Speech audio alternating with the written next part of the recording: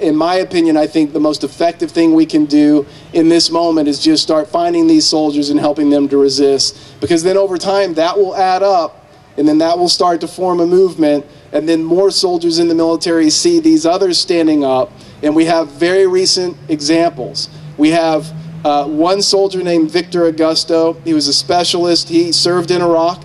He was there for 13 months. He came back. He was stop-lossed, which means that the government decides we're not going to honor our end of the contract, and even though you're about to be discharged, we're going to send you to Afghanistan instead, because that's where they're getting these extra troops to send to Afghanistan.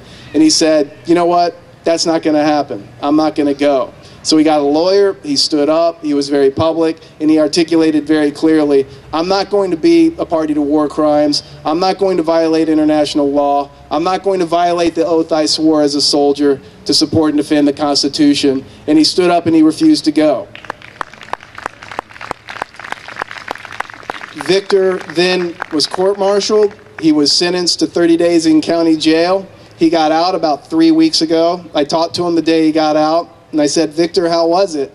And he said, well, I slept at night. I could sleep with myself at night because I know I did the right thing. And then I asked him a little bit more, well, how was actually your jail time? And he said, actually, it was pretty relaxing. And this is the kind of guy that Victor is, and so many of these other resistors are, is that they know without a doubt that they're doing the right thing. They know they're going to have to pay for it with sacrificing either a month or a year or sometimes more of their life sitting in jail because they've done the right thing. But again, they get out, they're free men, and then what Victor's doing is he's now getting ready to go out to Fort Lewis in Washington State because there's another Afghanistan war resistor who also just got court-martialed for publicly refusing orders to go to Afghanistan, and he's in the brig at Fort Lewis, and Victor's going to go out there and start working on this guy's campaign to draw attention to the illegality of what's being done to him, that he's following his conscience, he's following international law, and that's what he's choosing to do with his life today. And again, if soldiers with so much to lose, losing their jobs, losing money, losing benefits, losing the esteem of their peers, are willing to stand up and put all that on the line simply because it's the right thing to do, again, what are we willing to do to support these guys? Because they're here, there's some of them here today. I really encourage you to go back in a few minutes to the IVAW table and talk to these folks and ask them directly what you can do to help support them, not wage these illegal wars. Because let us remember, this country is involved in 2 ongoing occupations, and there's a lot of kids here today, and if we as civilians, as people from the United States, don't start doing what we can do right now to end these occupations, they're still going to be going on when these kids grow up to be 17, 18 years old, the age that military recruiters like to find them and try to convince them that going to war is a good idea.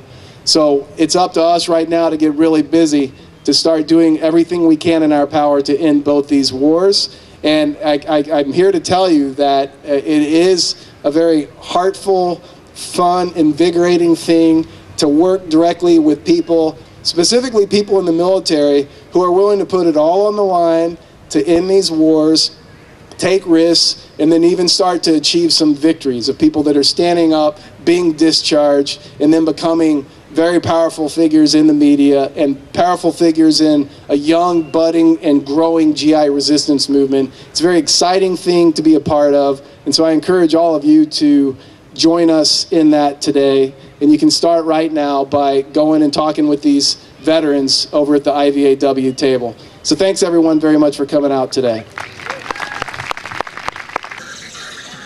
October 17th in Boston is going to see a big anti-war rally. We're going to speak with Chris Hutchinson about it. 17th.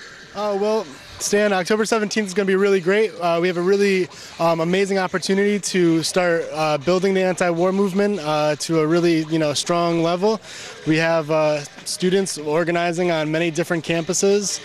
Really excited. A lot of students who became political around the Obama election are kind of starting to see the contradictions and, becoming more radicalized and more interested in radical politics. And they're coming around to organize for October 17th, building buses, building forums, educationals, and that's. First thing, where in Boston is it exactly? It'll be at Copley Square. Right, downtown Boston. What are some of the groups that are behind this? Oh, you got a really broad array of groups, a lot of unity here with, you have United for Peace and Justice, you have Answer, you have, different socialist parties, different other radical groups in Boston, Stop the Wars Coalition in Boston. It's a regional demonstration, so you have groups from all over the region coming together to build this march. What are some of the things people are saying, some of the demands? Oh yeah, people want the troops home now from Afghanistan, from Iraq. They don't want any of these drones flying into Pakistan. They want the funding to Israel to stop so that they can't take hold of Gaza and ruin the lives of these Palestinians. They want funds for education and jobs, and not for these wars and occupations. Is there a phone number or some kind of contact information if people are interested in this? Yes, they could use my contact number, 860-989-1884, or you can contact Christopher.Hutch, Hutch, at gmail.com. Last question. What do you personally think ought to be done about Afghanistan? Oh, well, I think we need to remove the troops immediately from Afghanistan, let the people in Afghanistan determine their own future. Really, it's about controlling the oil, not so much about, the United States consuming all the oil, but having their hand on that spigot to keep, Russia, China, these other countries from taking the oil and using it for their own profits. And our soldiers are there basically protecting pipelines, a series of pipelines. One of the speakers in Boston on the 17th is Zoya, one of the greatest people on the planet. He's one of the leaders of RAWA, an Afghan women's rights organization. Over the decades, RAWA has stood up for women's rights against the Soviets, the Mujahideen, the warlords, the Taliban, Karzai, and the U.S. occupation. It's just an honor to hear her speak.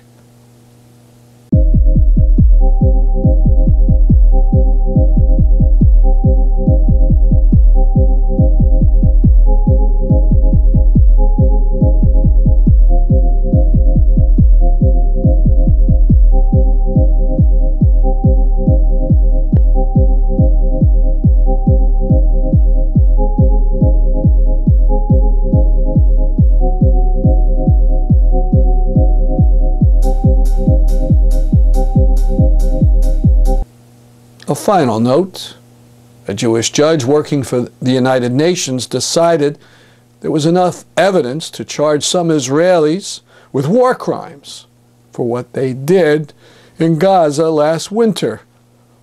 The Palestinian Authority was going to press the case, but they were intimidated and forced to stop by the Obama administration. Revolting. That's our program for today. See you next week at this time. I'm Stanley Heller, and this is The Struggle.